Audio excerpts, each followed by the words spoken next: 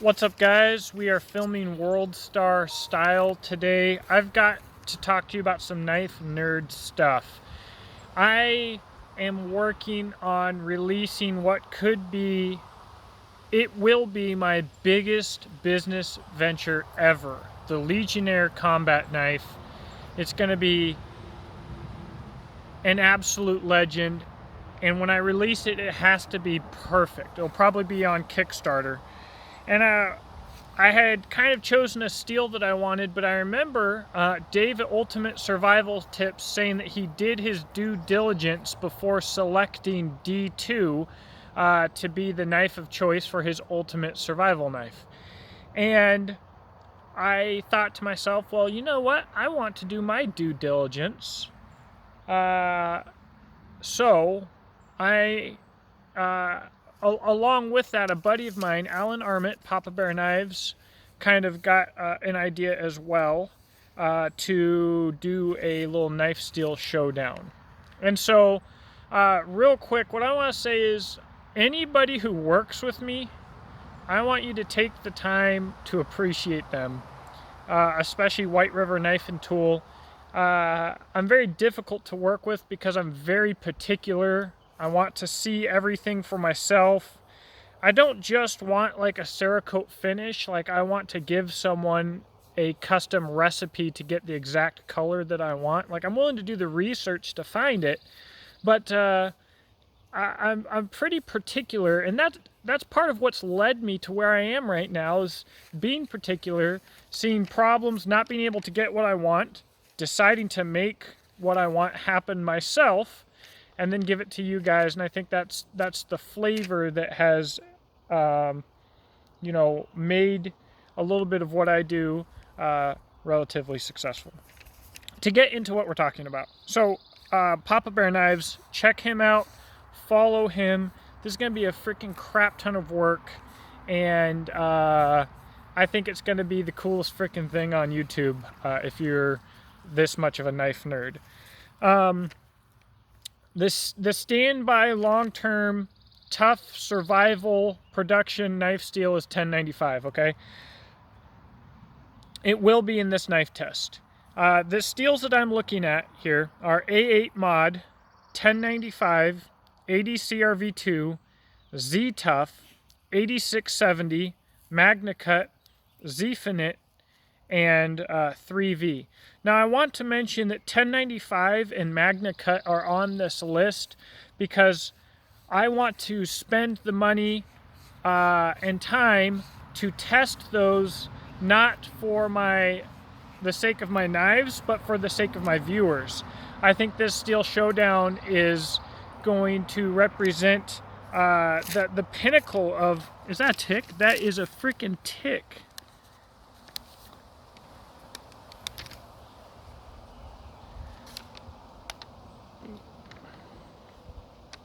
Golly, that pisses me off. Now I'm gonna be freaking all antsy.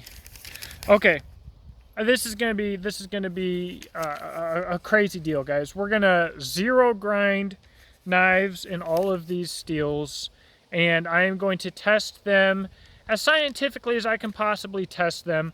But what I wanted to mention is I've been looking at 1095 a lot lately, and ADCRV2 and 1084, and what I've been seeing is that 1095 is not a very tough steel, which means you have to have a little bit of a thicker edge to make it tough. And what I should have, a precursor to this is a steel only needs to be as tough as you need it to be, right? So I recently had a fantastically made knife by my buddy Bobby at Diamondback Country Knives, and I killed the edge on a 3V knife that was nice and thin. Man, it was beautifully thin. And so let me just explain this to you. So based on Alpha Knife Supply's own testing for maximum toughness and edge holding, they gave a score out of 100 of 1095 of 22 for toughness and 31 for edge holding. And as you'll see later, 31 for edge holding is quite good. So really, anything with a toughness of around 22 is going to be tough enough for 99.9% of users. Military dudes out there can run with the toughness of 22 and will be able to do it for generations. And for any toughness, if the steel isn't quite tough enough for the task at hand, you can bump up the stock thickness and bump up the edge thickness, tops, and potentially get a little more toughness, potentially bump the hardness down 1 or 2 on the scale. But 22 is tough enough for your average person with a well-designed knife. So let's see. Let's start with that baseline of 22. The toughness of 80 CRV2 is 57. The toughness of 3V is 80. So 80 CRV2 is according to this chart is not as tough as 3V, according to them. You know what? I'm going to go in order because I'm already getting all mixed up. I'm just going to go in order of my list here. A8 mod, 75. 1095, 22. 80 CRV2, 57. Z-Tough, 90. 8670, 100 out of 100 on the toughness scale. MagnaCut, 33. Zfinite, 73. 3V, 80. And for edge holding, A8 mod, 35. 1095, 31. I don't have anything for 80 CRV2. Z-Tough, 35. 8670, 27. MagnaCut, 57. Zfinite, 38. And 3V, 46. 46 is quite good, especially for that toughness rating. 3V, when you take toughness, edge holding, corrosion resistance, and resharpenability, it is an amazing steel, guys. It really is. It's very available on the market now. It's become affordable for what it is. But I want to put this in context a little bit for you. 80 CRV2, according to this test, and guys are going to say these tests are never accurate, blah, blah. Maybe you're right. This isn't testing every heat treat. It's testing what they think is the optimal heat treat. And speaking of heat treat, guys, there is no magic heat treat. Whatever your fantasized magic heat treat is, that is the right heat treat. And everything else for the purpose is the wrong heat treat. So that needs to be clarified. But what this list means is that 80 CRV2 is more than twice as tough as 1095 by whatever metric it is that they're using. MagnaCut is tougher than 1095. 3V is almost 4 times as tough as 1095. And 8670 is almost 5 times as tough as 1095. And 8670 almost holds an edge as well. Edge holding rating of 31 for 1095 and 27 for 8670. Now, a lot of these steels are astronomically priced.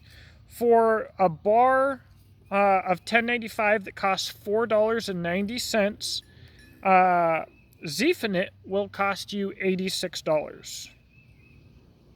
Well, I really want that to sink in because holy crap, is Zfinite expensive. I've wanted to play with Zfinite ever since I was working on the Super Coupe with Ross Gammons at Dry Creek Forge. Zfinite was like the grail steel. There could be a chance of me doing some special runs of knives in some of these steels, and they'll be astronomically expensive because holy crap, they're astronomically expensive. But it's just a quick overview, guys. This is going to be a really, really expensive test. Alan will be doing a lot of work. It's going to be a lot of work in testing, and the steel that I choose will not be the toughest steel. It will not be the most corrosion resistant steel, the easiest to sharpen steel, or the best edge holding steel, or the cheapest steel, or the most expensive steel. It's going to be the best balance of a steel, and availability is a big concern as well. I have to make a lot of knives, And if I can only get the steel for my knives, I can only get half a run's worth, you know, every once in a while, and my production is limited by steel availability, that's not going to work. It's just not going to work. If you're a production company doing mega batches of knives, you know, 1095 and D2 make the most sense because it's freaking everywhere. It's always available. There's so much of it, especially overseas for D2. Anyways, so I just wanted to have this little chatty chat. It'll be interesting to see how these numbers translate in real world use. Alan will be following the exact heat treat, I assume, of Alpha Knife Supply. If he believes that he knows a better heat treat or something else, I'll mention it in the testing. But otherwise, I'm sure that he's just going to want to use whatever they give. If you are a heat treat guru magician and you've got some magic that you want to shoot my way for this testing, let me know, and I will advertise your name if it works out the way you say it'll work out or whatever. I think that some people are a little bit protective of that kind of stuff, but you know, whatever. I think that this test is not just going to be valuable for me. Oh, and by the way, yes, I know if we were going to do it scientifically that I would test every one of these steels like 367 times, right? You know, by robots that are all exactly the same. That's not what you're going to get. We're going to do, you know, one batch of steel each. If a knife fails due to a void, a problem in steel composition, which does happen, or some mistakes or whatever, that'll be noted, guys. But I think that this is not just going to be valuable for me. I think this is going to be valuable for the community as a whole, and I'm super excited about that. So if you want to become involved in stuff like this, you can buy my products. My knife brand is Exodus Knife and Tool, and my rifle, sling, and nylon gear brand is Beach and Tactical. Or you can support me on Patreon. You know, my patrons really help keep things flowing on this channel. Anyways, I'm guessing that only a couple of nerds enjoyed this video, but maybe it'll be worth something for you. I hope that you have a blessed day, and I'll talk to you in the comment section below.